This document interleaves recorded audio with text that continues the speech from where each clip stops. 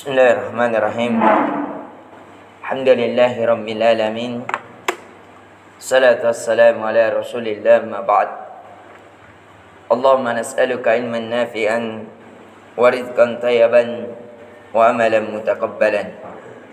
Assalamualaikum warahmatullahi wabarakatuh. Alhamdulillah, kita kembali mengkaji dari faedah-faedah dari kisah Nabi Yusuf alaihi salam. Entah faedah keimanan ataukah faedah dalam ibadah kepada Allah Azza wa Jalla, ataukah faedah hati yang mengikat seorang hamba kepada Tuhannya. Di antara faedah yang akan kita sebutkan di pertemuan kali ini, yaitu tentang benarnya agama yang kita anut, benarnya Rasul yang kita ikuti, disebabkan kisah dari Nabi Yusuf alaihi salam. Pertama dari kisah Nabi Adam alaihi salam, kisah Nabi Nuh, kisah anaknya, kisah dari Nabi Yusuf alaihi salam. Itu semuanya ada sebelum jauh dari adanya Nabi Muhammad sallallahu alaihi wasallam.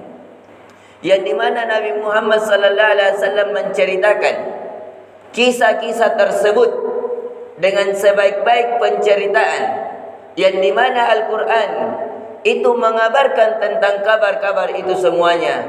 Namun ini sekali lagi itu bukan hidup pada zamannya Nabi Muhammad SAW.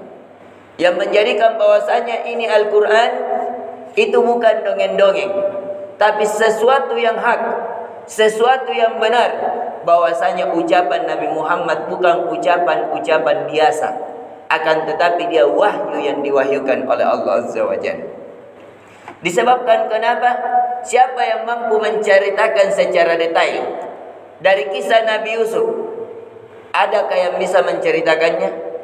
Pasti ada yang membantahnya kalau cerita-cerita biasa. Akan tetapi sampai hari ini tidak ada yang mampu membantahnya. Dan faedah kisah yang kedua, jadi faedah yang paling utama adalah tentang benarnya bahwa Nabi Muhammad adalah seorang Rasul. Disebabkan Nabi Muhammad yang mengabarkan tentang kisah Nabi Yusuf, tentang kisah Nabi Adam, dan apa yang dibawa oleh Nabi Muhammad yaitu berupa Al-Quran adalah perkara yang benar, bukan pengada-mengadaan sebagaimana keyakinan orang Nasrani dan orang Yahudi, bahwasanya Al-Quran itu dari Nabi Muhammad itu sendiri, bahwasanya Muhammad bukan nabi dari para nabi yang menutup nabi-nabi mereka, dari Nabi Isa dan Nabi Musa. Ini yang paling utama untuk kita mengambil faedah. Faedah yang selanjutnya yang seharusnya untuk kita mengambil pelajaran dari kisah Nabi Yusuf alaihi salam, bahwasanya kesabaran memiliki 3 bentuk. Yang pertama, sabar di atas ketaatan kepada Allah. Coba kita melihat Nabi Yusuf alaihi salam, bagaimana ia bersabar terhadap ketaatan kepada Allah, baik dalam keadaan sempit maupun dalam keadaan lapang. Ketika dia menjadi seorang kedua nomor Mesir, kedua dari orang besar Mesir, apakah dia lupa kepada Allah? Apakah kedudukannya menjauhkan dia dari Allah? Tidak. Bahkan semakin mendekat kepada Allah.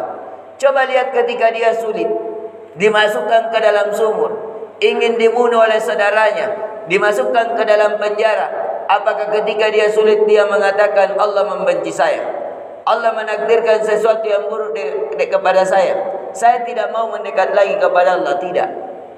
Nabi Yusuf alaihissalam terus mendekat kepada Allah, baik itu menjadikan dirinya jauh dari hal-hal dari perkara dunia, dia tetap mendekat, ataukah perkara dunia menghampirinya, dia juga tetap mendekat.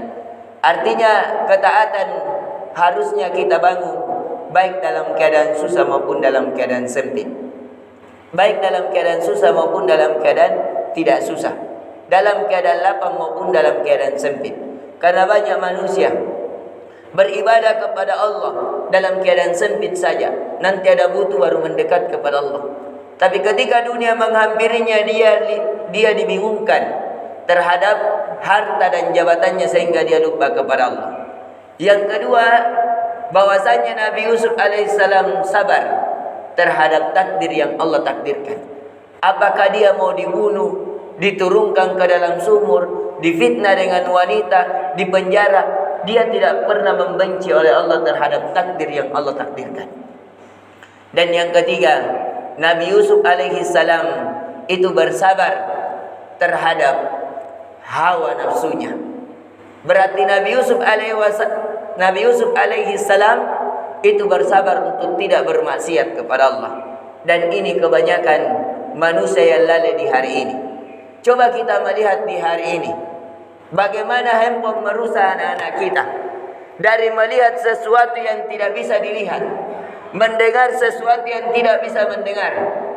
Bayangkan kalau kita mendengar ceramah saja, terkadang ada iklan yang kurang bagus.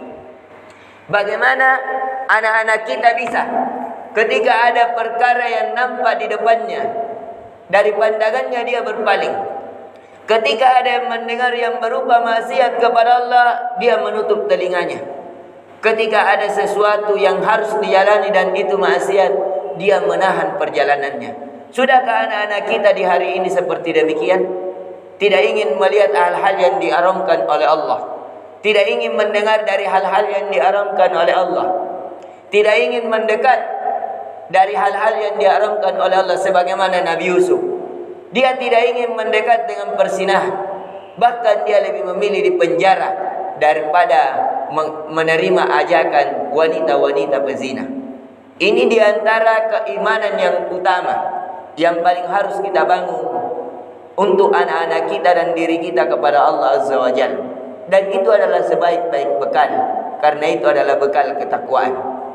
Tentunya dari kajian ini sekali lagi kita ingatkan, kalau kita ingin mengkaji dari faedah-faedah Nabi Yusuf, tentunya kajian kita akan terputus disebabkan ada di antara para ulama yang menulis dari faedah Nabi Yusuf alaihissalam puluhan, ada yang ratusan, bahkan ada yang ribuan.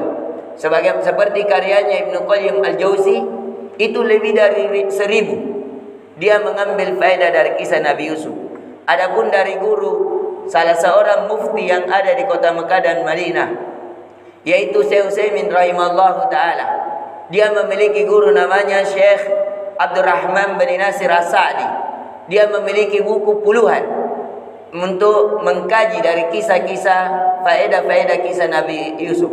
Nama bukunya sangat bagus, yaitu Fawaid min Qissat Yusuf, yaitu faedah-faedah dari kisah Nabi Yusuf alaihissalam.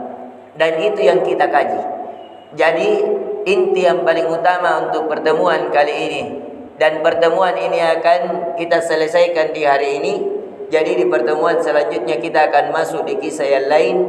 Sekali lagi, faedah yang paling utama tentang kebenaran Nabi Muhammad SAW, bahwasanya apa yang dikabarkan itu adalah wahyu, bahwasanya dirinya adalah seorang rasul. Mengapa? Karena tidak ada yang mampu mengabarkan perkara gaib, perkara yang dulu, apalagi perkara yang akan datang berupa hari-hari kiamat, kecuali dia utusan dari langit, yaitu seorang rasul. Dan yang kedua adalah faedah tentang kebenaran Al-Quran, bahwasanya Al-Quran bukan kertas biasa, bahwasanya Al-Quran isinya semuanya benar, semuanya benar. La raiba fihi hudan lil muttaqin. Tidak ada keraguan di dalamnya. Dari kisah-kisah yang dikabarkan itu kisah yang benar. Hukum-hukum yang diturunkan itu adalah hukum-hukum yang adil. Dan ucapan-ucapan di dalamnya semuanya mengandung hikmah dan hal yang terbaiknya. Dan yang ketiga yang paling utama dari faedah kisah Nabi Yusuf, sekali lagi, bahwasanya pada diri Nabi Yusuf mengumpulkan seluruh jenis kesabaran.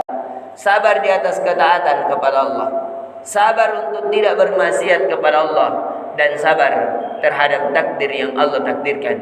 Semoga bermanfaat dan memberikan faedah keimanan kepada kita semua.